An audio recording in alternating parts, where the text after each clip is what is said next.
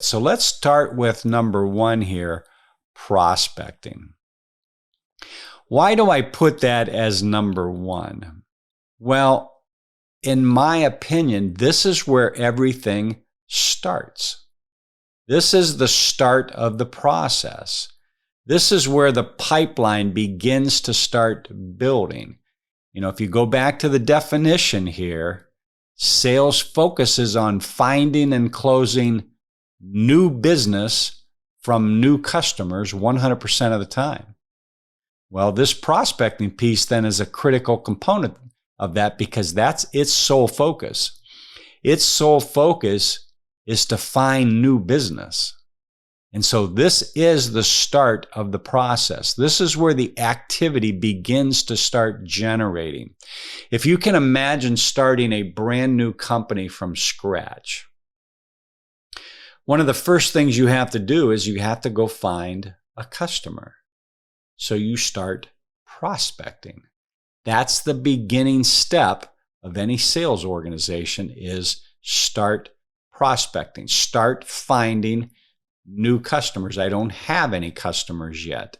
I have to begin finding new customers. I have to begin building a pipeline. In my company, Concept, we have a saying on the wall, and the saying says it's not about closing the sale today. It's about building the pipeline for tomorrow. It's not about closing the sale today. It's about building the pipeline for tomorrow. Well, what's that mean? Everyone wants the sale today. Well, the reason they want the sale today is because they're not doing a good job of building their pipeline. So they don't have a productive and effective pipeline working for them. So they're always trying to get that low-hanging fruit today. I believe that if you spend your time up front in this prospecting phase and you spend your time building a pipeline, your sales will take care of itself.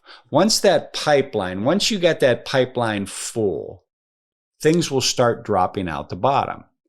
The job is to continually be putting things in your pipeline regularly. I have to be adding to that pipeline continuously. And when I do, eventually I will start closing sales. And when that time comes, sales will regularly come out and new prospects will be going in, and it's just going to be a continual engine. And that's the point that I can begin to forecast and I can begin to estimate when I'm going to close sales, and it becomes an engine at that time. So prospecting is a key component of this three key components of an effective sales structure. Some things that fall under the prospecting component is messaging. I did a whole video on this, and the video I did is how to create an effective sales message. And you can go out to my YouTube channel and find that video. But I have a whole video dedicated to this, and we're not going to go into all that detail today. But messaging is a critical component of my prospecting. I have to align my message with the prospect's needs, with the market's needs, with their wants, with their demands. I got to figure out how can I position my product, my service, to align with the prospect's needs, their wants, their demands. And I got to figure out how to craft that message. And most important, I got to figure out what their needs are. Are there needs around cost? Is it around efficiency? Is it around scalability, process improvement, integration, cost of ownership, expertise? What is their need? I got to validate that in the market. And I go into detail in that in my video of how to create an effective sales message. But once I validate that need or that want, that demand, then I can craft my message. When I begin to craft my message, there's a couple things you have to take into consideration. We have what's called one-to-one and one-to-many. One-to-one messaging is you can look at one-to-one as I'm picking up a phone call and having a personal conversation one-on-one with a prospect. That's considered one-to-one.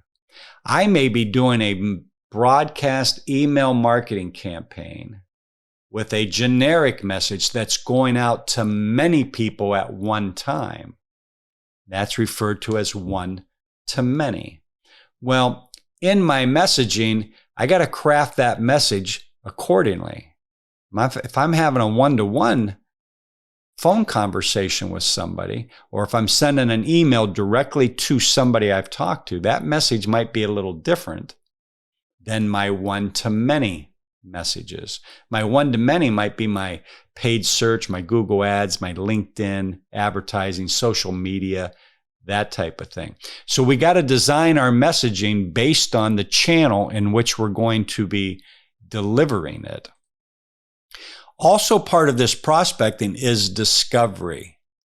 As I'm talking to that prospect, I got to probe and ask questions. I got to ask the who, the what, the when, the where, the how, the why, the is, the do, the have, will.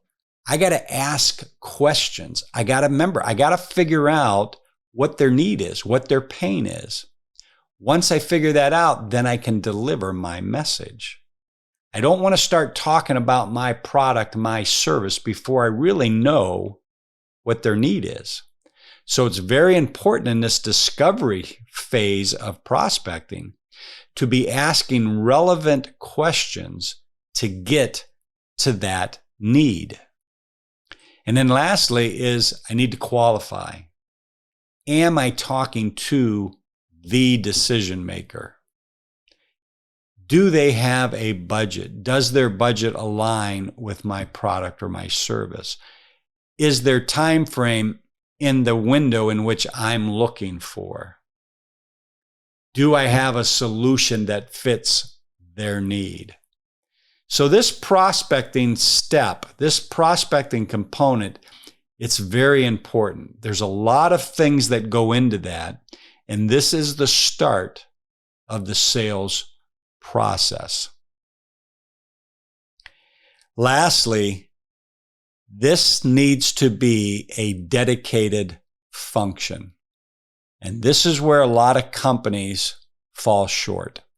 They begin to combine this with other sales-related functions. They have one salesperson who's responsible for managing existing accounts, the customer service, prospecting for new business, putting proposals together, answering inbound leads. It's not going to happen. You can just take that to the bank. It's not going to happen. This is not a function you put on somebody who has other responsibilities. This needs to be a dedicated role, a dedicated focus, and a dedicated function. And it needs to be accomplished by somebody who enjoys doing this. This is a hunter. This is somebody who likes to go for the kill. This is somebody who likes to get into the weeds and try to see what's in there and see if they can make a catch. This is an important role, and it's important that you have somebody in this role that's what they like to do. So don't combine this with some other function or some other role within your organization. This role of prospecting, it's surrounded by automation. Okay, and that's CRM, and we'll get into that a little bit. It's an SDR. It's somebody who's making outbound calls. It's your marketing department that's putting this message out into multi-channels.